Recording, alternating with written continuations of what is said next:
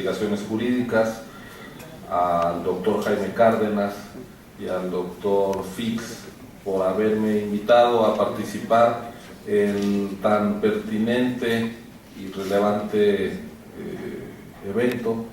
Me parece que es responsabilidad de la universidad fomentar debates objetivos, informados, sobre los distintos temas en los que se define la vida nacional, y por supuesto el energético es uno de ellos. Quisiera empezar diciendo que cuando discutimos la renta petrolera, que es una parte de los ingresos a los que accedemos gracias a contar con recursos geológicos muy generosos, solemos atribuir muchas cosas, depositar demasiadas expectativas. Incluso hay quien dice que la renta servirá para acabar con la pobreza. Claramente no ha sido el caso. Y se deposita en su manejo y administración la posibilidad de que este país sea soberano, por ejemplo. Bueno, es un poco un despropósito, porque como recurso finito se va a acabar. Y si decimos que de ella depende nuestra soberanía, estamos diciendo que se va a acabar nuestra soberanía. Pues no. Hay países que son soberanos sin tener recursos energéticos, y son desarrollados y dan derechos a sus ciudadanos sin haber tenido esta fortuna que nosotros sí tenemos y que estamos aprovechando muy mal. Entonces hacer sinónimo renta petrolera con soberanía nacional, con autodeterminación o con felicidad no me parece un buen método de trabajo de entrada. La renta es un recurso finito, se nos va a acabar, y como se nos va a acabar hay que saberlo usar muy bien, o lo podemos desperdiciar como hemos hecho. Entonces la discusión es esa, es qué hacemos con este recurso sin darle propiedades milagrosas. No es el agua de Tlacote. Empecemos por ahí, por una discusión objetiva del asunto. Entonces, ¿qué es la renta petrolera? Y tomo la definición de la Comisión Económica de América Latina, para América Latina y el Caribe, que no es ningún think tank neoliberal, es la CEPAL, que ha contribuido con su elaboración y su desarrollo intelectual y programático a los mejores pasos que en materia de autodeterminación económica, soberanía y bienestar ha dado mal que bien a América Latina. ¿Y qué dice la CEPAL? La renta petrolera es la diferencia entre el precio internacional y el costo de extracción. Entonces, el volumen de la renta dependerá de cuánto producimos, a qué costo y a cuánto lo vendemos. Bueno, entonces vamos a ver qué puede pasar con la renta y qué ha pasado. El precio, sabemos, ha subido mucho en los últimos años. Y ha subido gracias a un factor que no tiene que ver con nuestra capacidad de decisión, que es lo bien que están haciendo muchas cosas los asiáticos y muchas otras no, y tendrá ese crecimiento repercusiones funestas en algunos casos para nuestra capacidad de sobrevivencia como especie, gracias a los efectos indeseables en materia de cambio climático. Pero el hecho es que están creciendo muy rápido y necesitan mucha energía para crecer, y han presionado al alza los precios del petróleo y de los energéticos en general. Bueno, ceteris paribus, como se dice aquí en la Escuela de Economía donde yo trabajo, pues hemos tenido años de petróleo muy caro en el mercado y muy barato en la extracción. Pero el ceteris paribus El todo constante está muy bien para los libros de teoría, pero no para tomar decisiones de política, porque el mundo cambia. Y podemos ser autistas. El autismo no es ni neoliberal ni nacionalista, es una enfermedad. Y hay que evitarlo. Entonces, ¿qué está pasando con los costos del petróleo? Pues están subiendo, porque se nos agotó Cantarell. Y si Cantarell nos daba 1.900.000 barriles hace una década y hoy nos está dando algo más de 500.000, pues tenemos un problema muy serio. Que Pemex, por cierto, ha logrado sortear moviéndose a otras áreas de extracción, y eso habla muy bien de Pemex y es parte de nuestros activos. Pero, y esto no es contra Pemex, es parte de la realidad. Sacar petróleo cada vez se está volviendo más difícil y más costoso en el mundo. Y también están subiendo los costos para ExxonMobil. Cita The Economist de hace 3 semanas. Está subiendo el costo porque ya no está en aguas someras el petróleo, porque está en yacimientos más dispersos. Bueno, si eso es así, podemos decir que no. Pero pues eso es condenarnos a no querer ver la realidad. Entonces los costos van a subir y por tanto la renta petrolera va a caer. Si es más caro para todos, Pemex incluido, sacar petróleo, pero si el precio del petróleo además baja, como la propia propuesta del PRD lo diagnostica, pues va a seguir cayendo la renta petrolera. ¿Y por qué va a bajar el precio del petróleo? Bueno, porque la economía está en una recesión muy larga, porque a pesar del crecimiento de China no es el motor del mundo, no ha conseguido sustituir a las grandes economías de la segunda posguerra, y porque pues ahí está el gas que está extrayendo, no sabemos con qué consecuencias ambientales, pero a muy bajos costos Estados Unidos, de tal manera que su balance energético ya cambió y es exportador neto, no importador, y es nuestro principal cliente.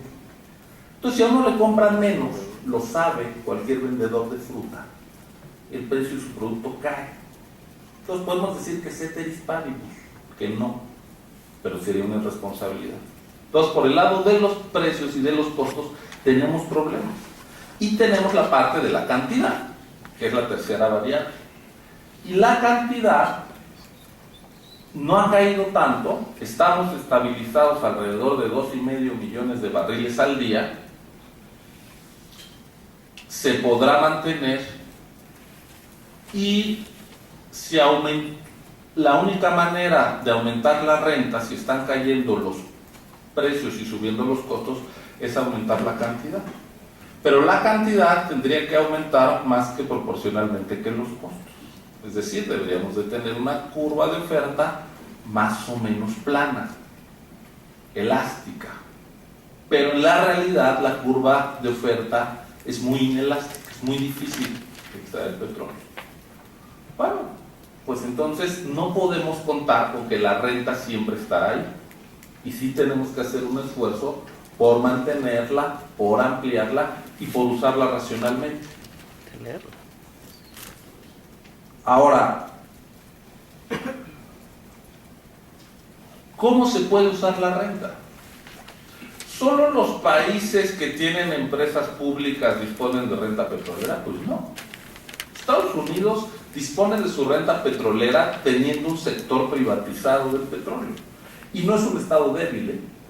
Nos lo ha demostrado su ambición imperial, como decía aquí el maestro, durante muchos años. Entonces, ¿cómo el imperio se apropia de la renta petrolera? Pues a partir de impuestos y derechos. No solo hay de una. Ahora, no estoy diciendo que el Estados Unidos sea mejor, simplemente hay distintas combinaciones para apropiarse de la renta petrolera. ¿Y quién se puede apropiar? El Estado, a través de impuestos y derechos, y a través de las utilidades que generan las empresas públicas.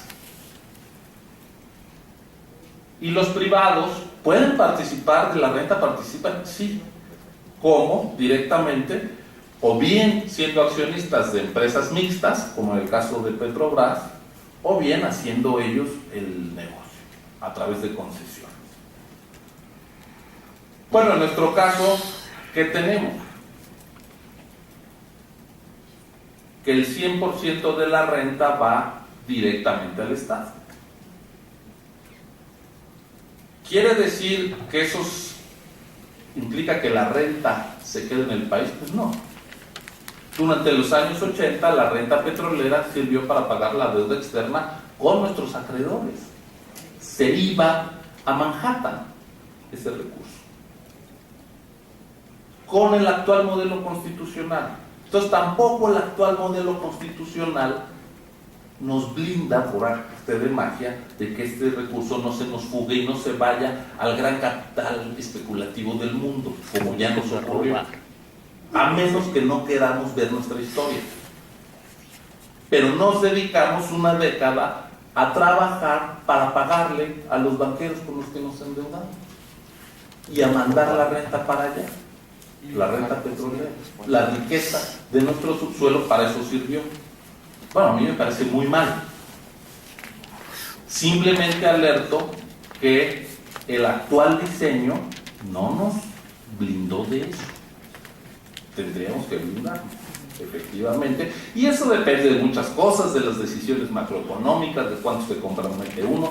Ya no estamos tan endeudados, sobre todo el sector público en el exterior, no tenemos ya ese riesgo, pero es por otras decisiones macro, de manejo macro, que hay esa seguridad, no por una decisión energética o constitucional, no por un paraguas constitucional.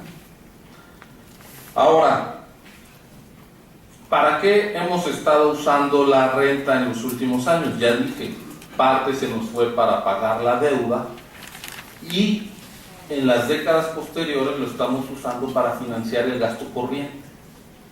Estamos usando un recurso finito de una vez para la vida cotidiana. Y esa es una decisión estratégicamente muy irresponsable. Voy a citar a un gran historiador económico, Carlo Cipolla, que dice: podríamos decir que los recursos fósiles son luz solar almacenada. Es vida, se extinguió, se almacenó. La vida es gracias a la energía solar. Dice: la historia de nuestras felices generaciones podríamos resumirla diciendo que durante millones y millones de años se almacenó y acumuló riqueza. Luego uno de los miembros de la familia descubrió aquel tesoro acumulado y empezó a malgastarlo. A nosotros nos ha tocado vivir en pleno derroche. Hoy día la humanidad consume más carbón en un solo año que el que se generó en 100 siglos o más o menos durante el proceso de carbonización. Entonces estamos en la francachela del despilfarro energético, de los energéticos fósiles. Y además de esta francachela muy irresponsable en términos medioambientales, nosotros lo estamos haciendo en términos estrictamente contables y económicos al mandarla al gasto corriente. Entonces, una pregunta que deberíamos de hacernos es: ¿para qué queremos la renta? Solo incrementarla para seguir como estamos, pues a mí me parece muy irresponsable.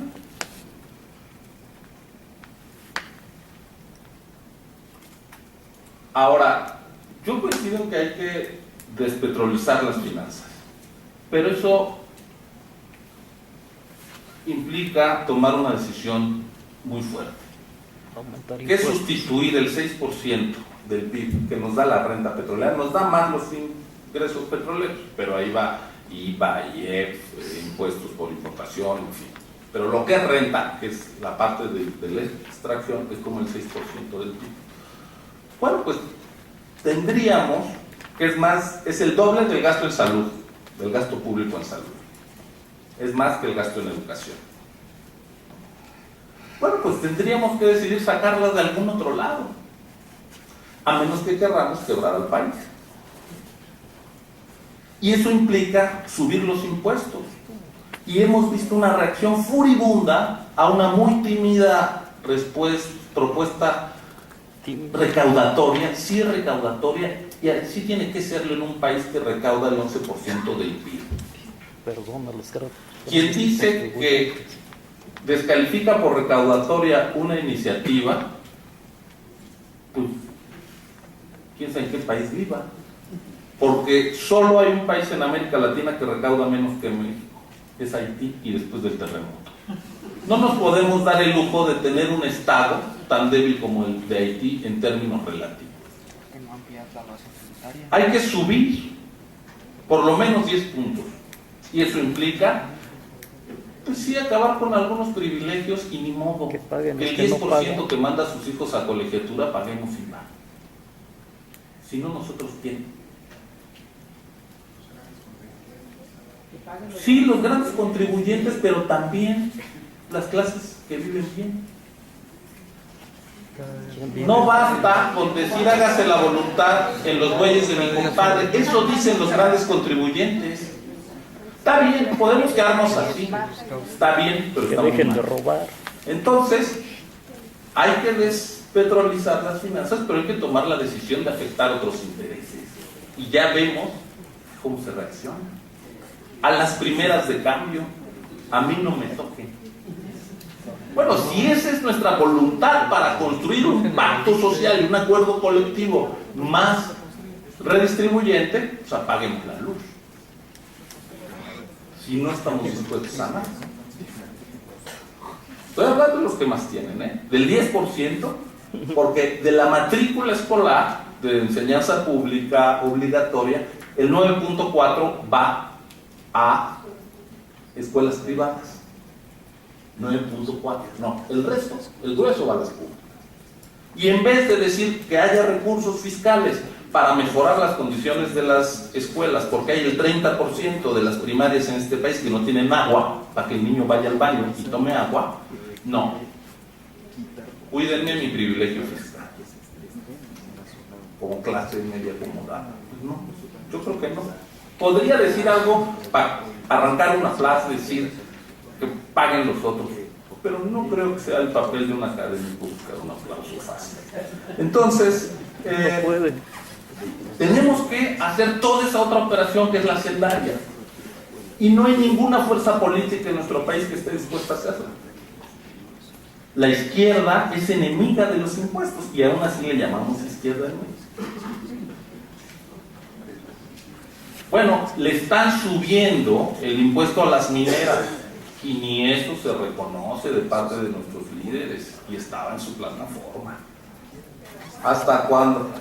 Pues que digan más, no que digan que está mal, porque es incongruente en mi plataforma pedir que les suban impuestos a las mineras, y cuando se los empiezan a subir yo digo, no, está mal. Y eso es lo que está muy bien. Mucha deshonestidad intelectual en estos debates. Bueno, entonces, mientras no nos metamos a esta parte política, que es muy costosa, que no es la de prometer, sino la de cobrar impuestos, si nos queremos quedar con la parte fácil del trabajo del político y del gobernante, pues no vamos a avanzar. Entonces, por supuesto que hay que despetrolizar las finanzas, pero antes hay que cubrir ese faltante. Y si no lo resolvemos, vamos a, pues miren, a bajarle el 30% los recursos a la UNAM. Pues no estamos dispuestos, créanme. Bueno, pero entonces si no estamos dispuestos, ¿cómo le vamos a dar más libertad a Pemex? Es que el problema microeconómico de Pemex, ya se daban aquí datos, los actualizo para el año pasado, 69.600 millones de dólares antes de impuestos y derechos. $69,400 millones después de impuestos. Es decir, juntó casi $70,000 millones y le quedaron 200 millones. No hay empresa en el mundo a la que se le dé ese trato fiscal. De tal manera que este problema micro de Pemex, que tiene que ver sí con su eficiencia y sí con su límite para invertir, porque además solo puede invertir el 2% del PIB, tiene esa limitante. Queremos que amplíe, llegue a aguas profundas. No le estamos dejando desde nuestras decisiones hacendarias. Y mientras traslademos a otros el pago de impuestos, seamos grandes contribuyentes, en fin, vamos a seguir en este nudo gordiano, que es que la trampa micro de Pemex, para resolverla, abrimos la trampa macro de las finanzas públicas, que es quedarnos sin el 33% de los ingresos. Y no podemos hacer eso en un país con las necesidades sociales de México. Por eso son indisolubles la discusión de la renta energética y de la reforma hacendaria recaudatoria. Sí, tiene que ser recaudatoria. Digo, el Tea Party diría que no, está bien, está mal que todos fiscalmente estemos contagiados por el Tea Party. Ahora, ¿para qué vamos a...?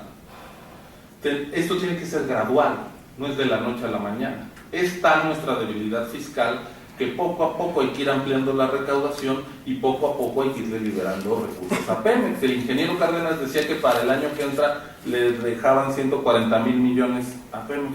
Hijo, pues es más de todo lo que dedicamos, es más del doble de todo lo que dedicamos a ciencia y tecnología. ¿De veras lo vamos a recortar? ¿Y se lo vamos a dejar a Pemex?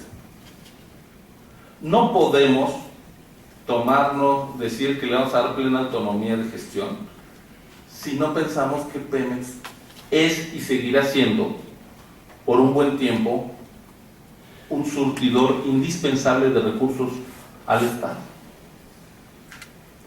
Por lo tanto,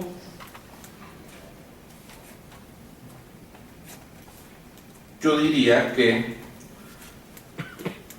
la idea de ampliar la renta petrolera tiene sentido si hacemos la otra tarea, porque si solo la ampliamos para